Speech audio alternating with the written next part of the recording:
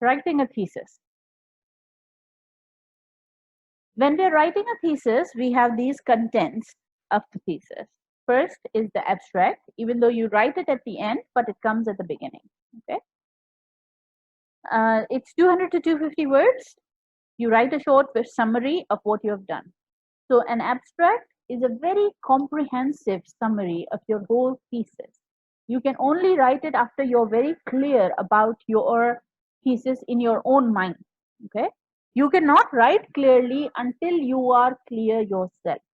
So it's important that you understand that clarity is important in everything. You can't just confuse the reader with a big long words. Okay. Try to be sure about what you're trying to say. Once you're sure about it, put it in easy, simple language, and that's it. Don't need to use very big, long, complicated words. That's not how academic writing works. So in the abstract, you will start with this study is about, say, feminism in a doll's house, or existentialism in Waiting for Godot, or Oedipus complex in Sons and Lovers, something like that. All right. So you said this study is about in one sentence. My main research question is, you gave your research question. A lot of studies have been done on this topic. You explain the studies, what do they say in one or two sentences. Then you move on to your methodology. You explain your method in 2 sentences, hardly 2 sentences, 1 or 2.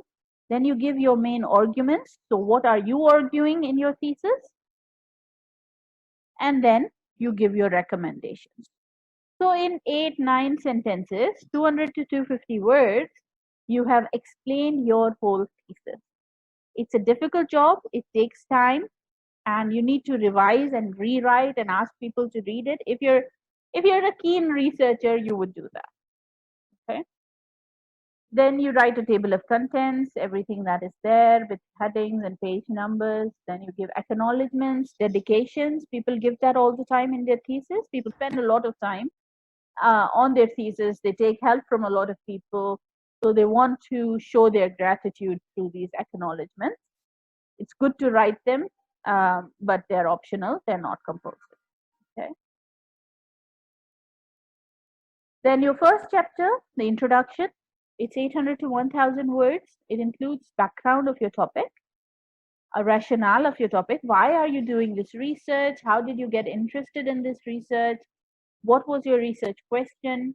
And then the structure of the thesis. Chapter 1 includes this, chapter 2 includes this, chapter 3, chapter 4. You talk about all the chapters in this one chapter. Now, as I said, for abstract, you write it later. Similarly, for introduction, you write it later. The first chapter that you would write is your literature review. Introduction is your last chapter, and abstract is the last thing even after the introduction. Okay. So even though they are organized like this is not the way that you will write them, because you don't know the structure of your thesis until you've written the whole thesis. Okay. So chapter 1 will be written afterwards. Chapter 2 will be the first chapter that you will write. It's a literature review, as we've talked about a number of times. You've done it in your assignments as well. It includes a review of previous research on the topic. Very windy outside, that's why I keep looking the other way.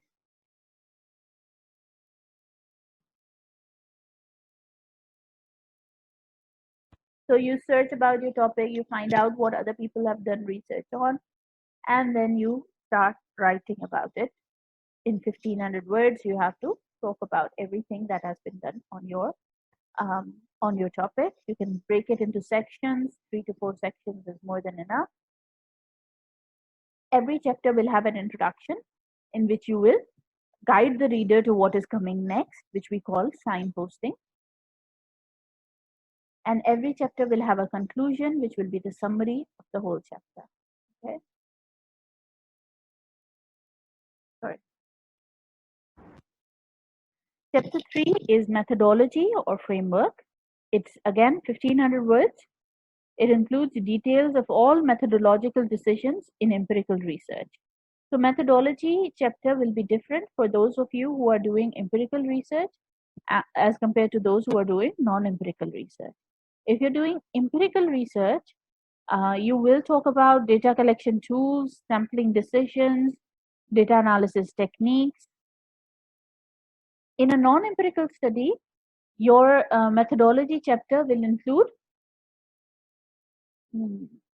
wrong English, will include, not will be include, will include framework, which means what theory are you choosing? Are you talking about existentialism, feminism? Are you using queer theory? Are you using a theory of motherhood? There are theories on everything, you just need to find them, right? So literary theories have expanded a lot in the recent past. You need to find out which theory you want to use by reading a lot of literary theory books, hopefully. Then you select the theorist of your choice and its details. Okay, so within that theory, a lot of people would have given theories of feminism.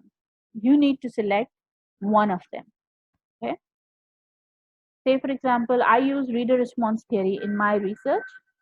I selected Rosenblatt's model of reader response.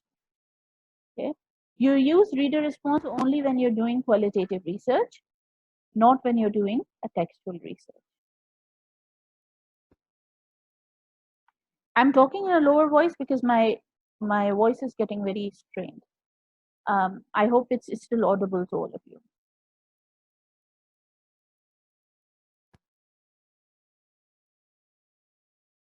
So in a non-empirical study, you will talk about the choice of your theorist and its details. For example, if you choose feminism, then you have to specify whether you want to use Virginia Woolf's feminism or Showalter's or Beauvoir's and then explain it. It's easier to explain a framework if you divide it into elements. Say, for example, Virginia Woolf's feminism talks about social and financial rights a lot more than any other thing. So I could divide it into two elements and I could say that she talks about social rights of women and she talks about financial rights of women. And then within social rights, she talks about these things. Within financial rights, she talks about these things. It will be easier because then I can use these elements to analyze my text as well. If I have taken Nora's character from Doll's House, I could say that she has some social rights, but she doesn't have any financial rights because she is financially dependent on her husband. Okay? So I could say that Virginia Woolf's model applies to Nora in some ways because she is deprived of her financial rights, but socially she is a very independent woman and she has her own rights in that regard. Okay? So it will be easier for me to analyze if I have elements of my framework. So I'm looking at the text through those elements. All right. Then comes your findings chapter. This is the presentation of your data or your text to the reader. Okay. You're presenting your text. You're not interpreting it yet. You're just presenting it. In case of empirical studies, you have to code your data and see patterns in the codes and write about them. In case of non-empirical studies, you have to see where each element of your text is presented in your chosen work and write about each element in a separate section. Okay, this is still very similar to the coding process. Your codes can be your elements of your theory. Okay.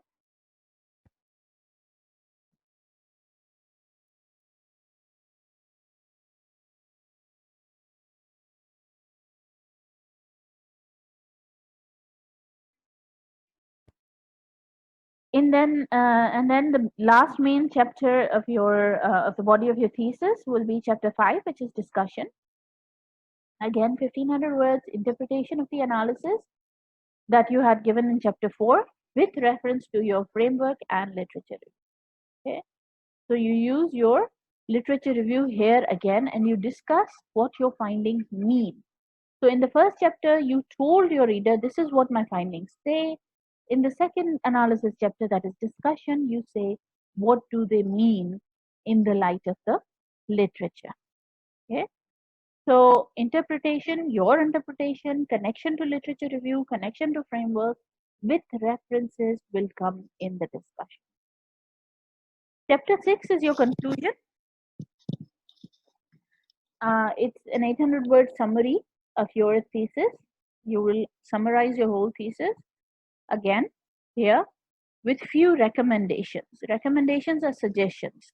Suggestions for practitioners, suggestions for teachers, for future researchers, for students, whoever your research uh, is about, okay, is concerned with. Appendix is optional. Anything extra that couldn't be put into um, the text, like an interview schedule or an invitation letter, a transcript, a consent form, you can include them. Don't overdo it. Don't include a lot of things.